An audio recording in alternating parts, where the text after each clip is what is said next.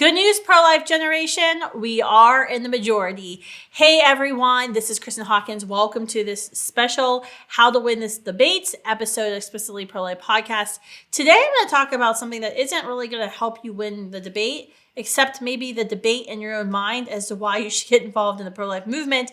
And that is, you don't have to be afraid that you're in the minority. We're actually in the majority.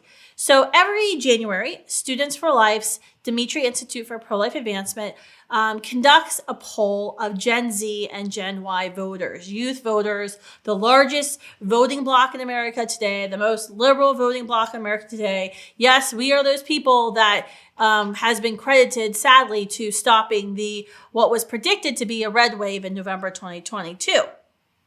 So the prevailing thought from the mainstream media and those who advocate for abortion is that this generation of young people is totally sold out when it comes to abortion. That is not true. We have nuanced views of abortion for sure, but the majority support limiting abortion and putting common sense limits on abortion. So today, I'm at our Institute for Pro-Life Advancement.org website, and I'm going to go through with you some of this brand new polling that was just released, because I do think it will help you hopefully win the argument with yourself and your friends as to why you should get involved. This poll was conducted in early January 2023 in a partnership with the Dimitri Institute for Pro-Life Advancement as well as YouGov, interviewing more than 1,200 registered voters who are Gen Z or Gen Y, my age or younger. Okay, so let's go through this. I've got divided into a few sections. This generation rejects the Biden administration's extremism on chemical abortion pills, no test, online distribution of pills that we know lead to injury, infertility, and death, and are the drug of choice for abusers. 91%, you never see that in polls, okay? Because there's always 10%, 15% of people who want to be in disagreement with something. 91% support an ultrasound screening to be required for women facing ectopic or late-term pregnancies to know before she ingests those chemical abortion pills whether or not she's facing a life-threatening situation. 93% support mandated blood test screening before a woman takes chemical abortion pills that could potentially preserve her fertility if she's Rh negative.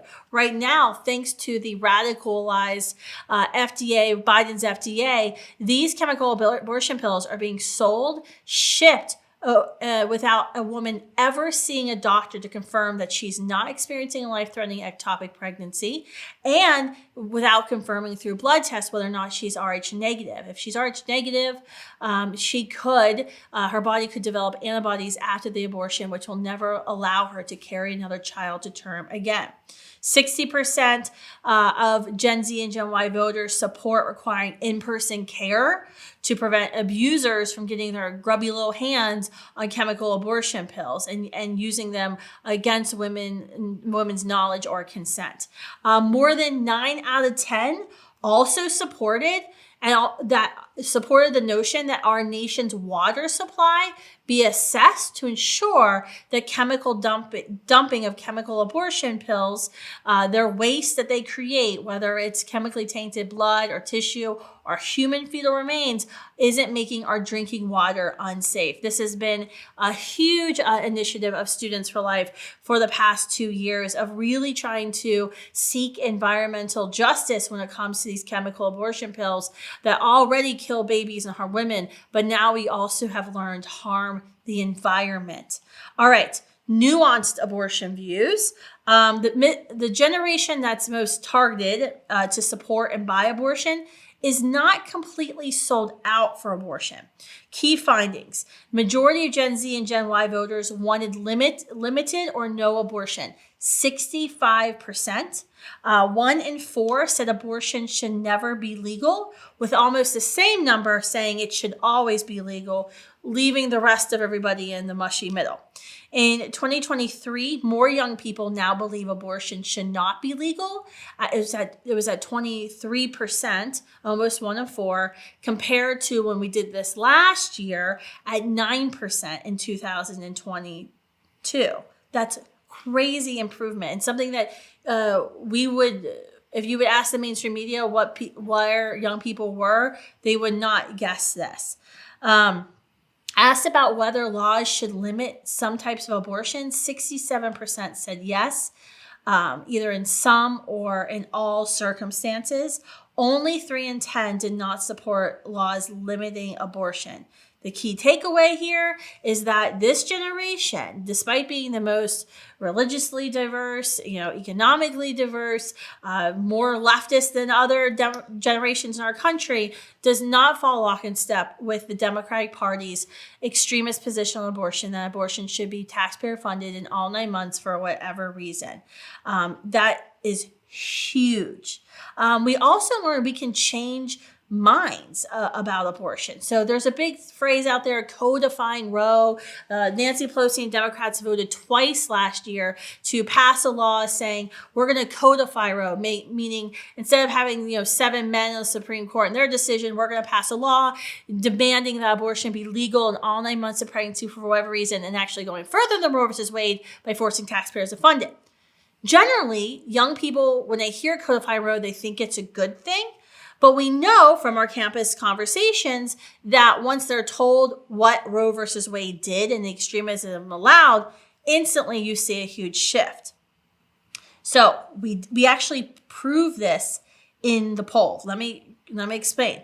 So we asked, do you support codifying Roe? We didn't give any definition. We just asked with that phrase, okay? 52% of Gen Z, Gen Y voters strongly or somewhat supported codifying Roe.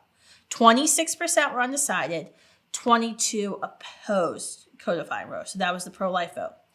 After we explained what codifying Roe was, now granted, this is not a poll full of lies. This was a poll conducted with YouGov. Every single statement that we said in this poll had to be fact-checked by this independent mainstream polling outlet.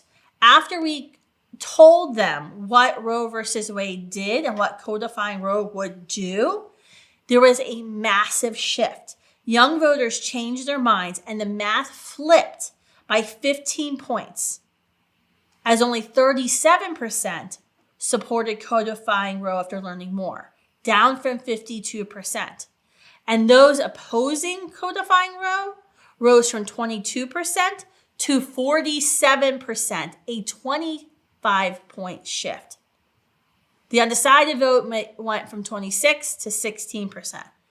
That's massive. And it shows everything.